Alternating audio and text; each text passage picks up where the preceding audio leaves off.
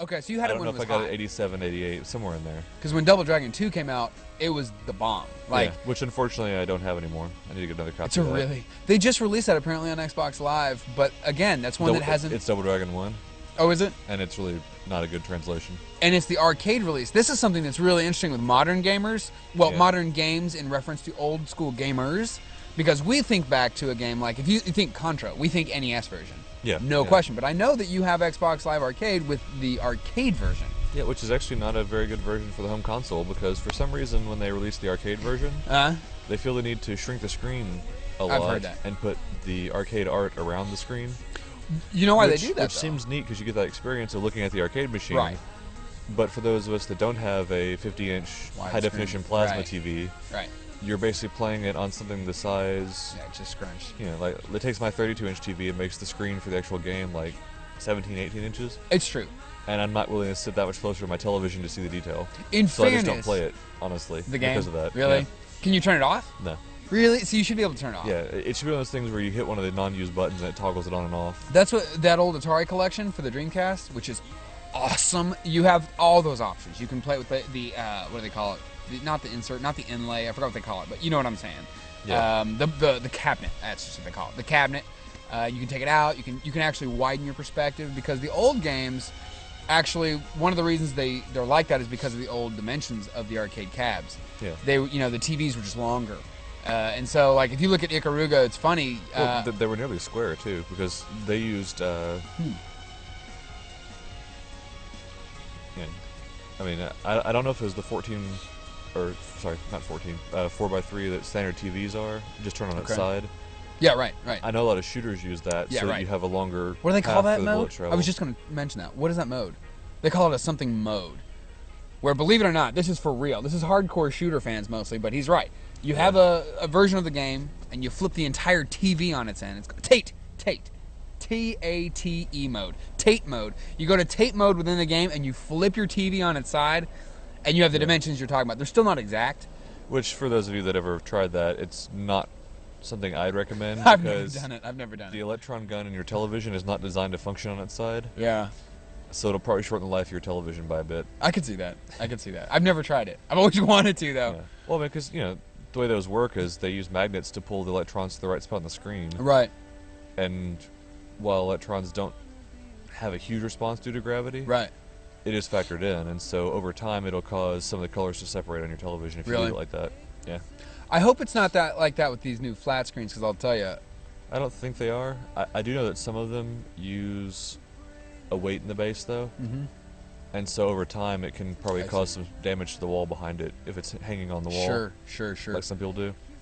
Sure. But, See, I mean, I don't think there'd be too much. Because I know they're down-weighted so that, like, if there's not really an earthquake, but, somebody's walking on the floor above it or something like that, it doesn't rattle against the wall. It's weighted enough it'll hang there right. Nice. See, that's good. Because, see, when and if I ever get loaded and have whatever I want, I'm going to get a flat screen, strap to the TV, and lift it up like this. So I can play tape mode, no problem. Yeah, see, my solution is to buy a projector.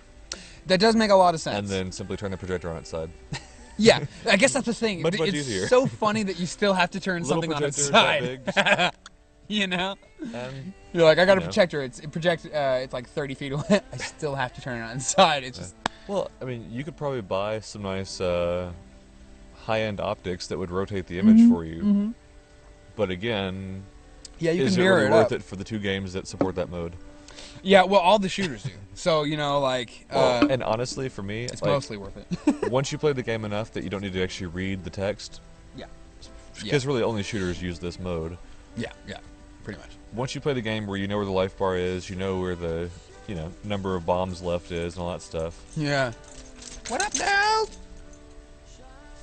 And you don't really need to look at the life bar and read it anymore. You can play it to where instead of being an up and down motion, you're just playing a side-scrolling game. Right. And you get the same field of view, you just have to, in your head, sort of translate. Right. The other easy way to do that is to just lay down on your couch to play it with your head pointing the right direction. That's true. That's true. We used to play games upside down, and that was tough. Yeah. Tough. Yeah. But you can do it. You're right. What up? Watch out for the cords. Oh, you're wet. You're definitely wet and muddy. You gotta get down. You gotta get down. Well, you know. What's up, man? Oh, no, that's all right. That's all right. You doing all right? Man, yeah, she took off running and, Yeah. All right, come on. Nice dog, though. Nice dog. I enjoyed it. All right, man. Appreciate it. Yeah. Okay, so what was I guess the first game? This is the question I asked myself, and I don't know how. You're pretty romantic about video games too, because you played them for a long time, you know. And you and I discuss these things often, so there's just a degree of romance that we apply to this thing that we actually think is great. I am honestly grateful to be alive and around in a time where video games are there. Like, I love them. You know this. I love them. So I guess my question is for everyone, specifically you and myself: first game you played, first game you owned. Well, first game that I owned would probably be the Mario Duck Hunt package that Fair came enough. with the Nintendo. Came with. All right. Though I did not play that one much. My dad played it a lot. Really? Which of the two did you play? Mario or you really? I was more in a Duck Hunt when I first got it because awesome. That was the first game I'd really played over at a friend's house. Prior to that, I had played other games at friends' houses. Like the kid that lived across the street from me had like some old computer and had I don't even know what version of BattleTech it was, but it was a really neat BattleTech game. I've never seen one as good. Closest would be the one you have for the Genesis. That's fun. Yeah, I like that game. The duel. That sort of top-down mode. Yeah, yeah. They never really made any sense then, except for maybe the Mech Commander series that Microsoft put out. But okay, so that was really my first game. That you the first played one I really ever. went nuts on was probably Mario. Mario 1? Yeah, just Or playing it 2-player with my dad, and of course Mario 3 when it came out. Dude, awesome. What do we think about Mario 2? I was talking to the other day about it. I'm not a huge fan of it. Yeah. Interestingly enough, once I sort of looked on the internet, you know, going back, so I have to use my old system. Sure. Just because I'm worried that I'll do something and break it, so I try to use as little as possible. Yeah, so I use the ROMs and everything that I've got. Sure. But there's a really odd hacked version of Mario 2 out there. That's called like Super KKK Brothers or something like that. Yeah. Which it's a horribly offensive game, but it's actually better than Mario 2 was. Oh, which is and I hate to say it, but they actually improved the gameplay. Oh, I mean, and the weird thing is, you're sitting there playing, going, this is so much better than the original game, and I'm appalled. Yeah, this is horrendous. B. Yeah. So if you can get over the horribly racist imagery that is in that particular version of the game, I actually do recommend it as a better version of Mario 2. There are a few. I would consider that. You know, I know a lot of gamer round tables that I've seen and heard on podcasts and vidcasts and all that stuff on the internet. The big question is, to gamers from gamers is guilty pleasure. I would throw this into the guilty pleasure category, perhaps for you. I'm not even sure if I call it guilty pleasure as much as just guilty fascination. There you go. They really improved upon an actual Nintendo game with horrendous.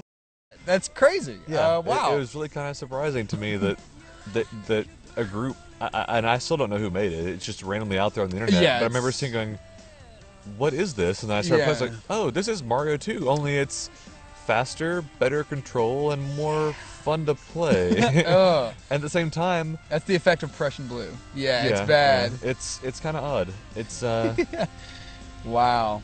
And honestly, it's the only actual Nintendo original series game hack I know of that makes a better game. A better improvement? Yeah. Or an improvement? Yeah. See, And I'm speaking strictly from gameplay, not content. Right. Clearly, let it be known we're not those kind of guys. Yeah. Nonetheless, you know, sometimes you do have to stare quality in the face. You do.